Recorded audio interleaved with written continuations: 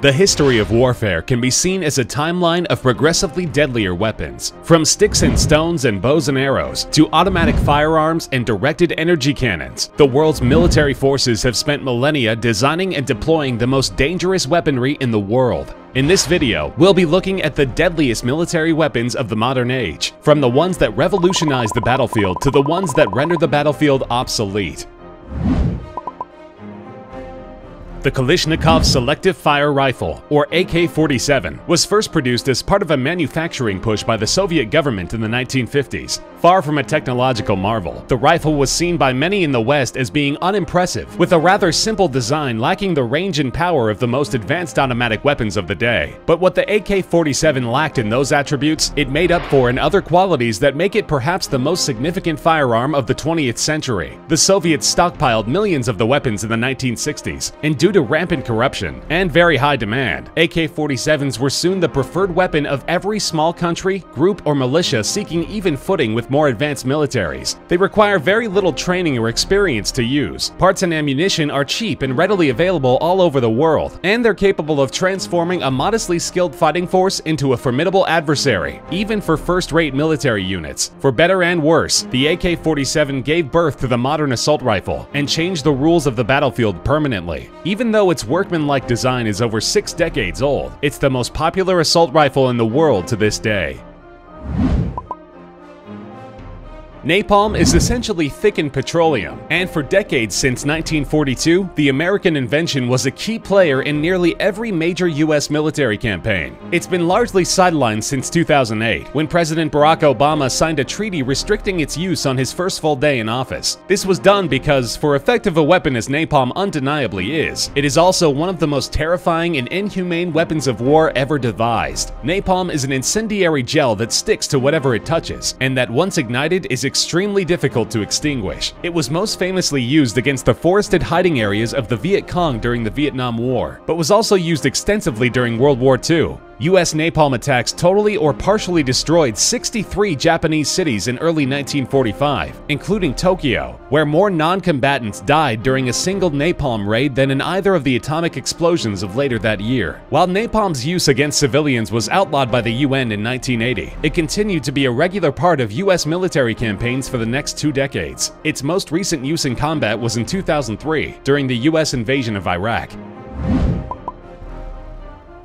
If you picture a tank in your mind, chances are you're picturing the M1 Abrams, a fully armored battle tank that was first deployed in 1980. It was designed to be more mobile than its predecessor, the M60, and 2 revisions since its deployment have added upgrades to the unit's armor, firepower, and electronics. The M1 didn't see combat until 1991, during the First Gulf War, but it quickly established itself as the model against which all other combat tanks would be judged. The tank is highly mobile, capable of topping out at 60 miles per hour with the engine governor removed, and with a 500-gallon fuel tank that gives it comparably immense range. It can also run on virtually any fuel, from plain gasoline to diesel to jet fuel, and it's capable of making kills from over 1.5 miles away. Although many other countries have fielded tanks with similar specs, the M1 and its variants are still considered to be the cream of the crop among tanks even today. In fact, the Army is currently testing prototypes of yet another new revision of the faithful model, featuring a lighter weight and updated technology for improved connectivity. The M1A2 version 3 Abrams is expected to hit the battlefield by 2020. Also known simply as the stealth bomber, the Northrop Grumman B-2 Spirit is one of the most dangerous weapons in the arsenal of the US Air Force. Only 21 of them have been built, at a cost of roughly $2 billion apiece in today's money. But even though they were first introduced in 1989, the B-2 still represents an astounding achievement in aerial warfare technology. The plane's flying wing design maximizes aerodynamics, giving the B-2 a range of nearly 7,000 miles without stopping to refuel. It operates at a maximum altitude of 50,000 feet and was designed to penetrate enemy areas that are heavily monitored by radar. It employs what is called multispectral camouflage, using a variety of technologies to reduce the aircraft's detectability by sight, sound, infrared, and radar. This enables direct attacks on even heavily defended areas, and the B-2's armament capabilities make this a truly terrifying prospect. It's capable of deploying a wide array of both conventional and thermonuclear weapons, and it's the only aircraft in existence capable capable of launching air-to-surface weapons from a stealth configuration. The B-2 has seen regular combat duty since the 1999 Kosovo conflict, and the Pentagon plans to keep its fleet up and running until 2058. The AH-64 Apache is the most fearsome attack helicopter in the U.S. Army's arsenal. In service since 1986, the Apache is the Army's primary attack helicopter as well as that of several allies, including the Netherlands, Japan, Israel, and Greece. Apaches can be deployed quickly, and their presence can change the parameters of combat in a hurry. They are fast, maneuverable, hard to take down, and absolutely armed to the teeth. Apaches are uniquely designed to deter or mitigate enemy fire, including a self-sealing fuel tank and separate compartments for crew members, ensuring that at least one will survive a direct hit. Its rotors are capable of withstanding large-caliber gunfire, and the frame includes over a ton of protective armor, but its weapon systems are what truly make the Apache formidable. For starters, its 30mm automatic chain gun is synced to the helmet-mounted targeting system, enabling a pilot or crew member to automatically point the weapon wherever they are looking. Additional advanced targeting systems have been added to the craft throughout its life, including night vision and infrared auto-targeting computers, which can draw beads on 256 individual targets at once, with a range of over 30 miles. Apaches are generally also equipped with enough Hellfire anti-tank missiles to destroy nearly 300 tanks, and can be fitted with Sidewinder air-to-air missiles and Hydra 70mm rockets. Fleets of Apaches are capable of raining untold destruction down on enemy targets, making them the preferred attack helicopter of over a dozen countries' armed forces. Of all of the offspring of the AK-47, the F2000 assault rifle and its variants are the most ferocious. Produced by the Belgian manufacturer FN Herstal, the rifle has found its way into the arsenals of many military and special forces around the world, including those of India, Pakistan, Poland, and Saudi Arabia. It features what is called a bullpup design, in which the mechanism that handles ammunition is located behind, rather than in front of, the trigger. This allows for a longer barrel on an overall shorter weapon, reducing weight and maneuverability without sacrificing accuracy. The F2000 is designed to remain accurate after 20,000 rounds, and it boasts other unique features as well. Its innovative grip and ejection mechanism make it able to be used by right or left-handed shooters with no modification, and its modular construction enables the mounting of a secondary weapon, a 40mm light grenade launcher, with a trigger located right below the primary trigger. It also features a laser rangefinder with a high-tech LCD aiming module that displays distance to a locked target on a heads-up display. The F2000 is a compact, lightweight, deadly accurate machine that has become the new international standard for military assault rifles, and one of the most effective weapons an individual soldier can carry.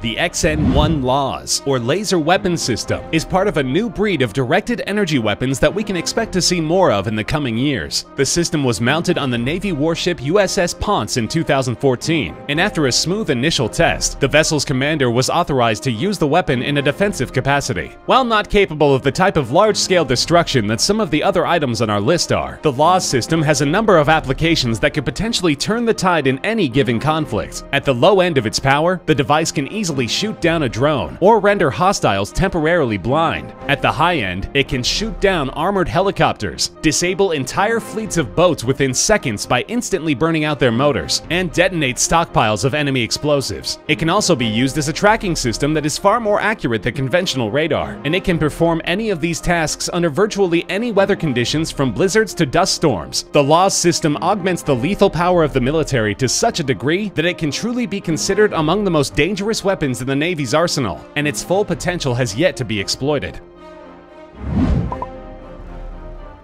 According to the U.S. Air Force, the only operators of the F-22 Raptor stealth fighter aircraft, there are simply no other fighter planes in existence that can match the Raptor's performance. Despite some operational bugs and issues, a given in any high-performance aircraft, the F-22 has become a vital component of the Air Force's defense strategy since it was first deployed in 2005. The F-22 was designed to combine unprecedented aerodynamic performance and stealth capabilities with electronics that give the pilot a level of situational awareness never before seen in combat combat aircraft. It's a marvel of modern design, able to sustain supersonic speeds without the use of afterburners through a combination of aerodynamic design and cutting-edge engine technology. It retains its peerless maneuverability even while supersonic, and its wide-angle view and heads-up display integrated into the control panel ensures that its pilots are never caught by surprise. Each fighter has 3 internal weapons bays that can be configured for both long and short-range missiles of both the air-to-air and air-to-surface variety, along with a 20mm rotary cannon for close combat. While the Raptor's production ceased in 2012 to make way for the costly and problematic F-35, 187 of them are still in service, making up the backbone of the Air Force's fighter fleet.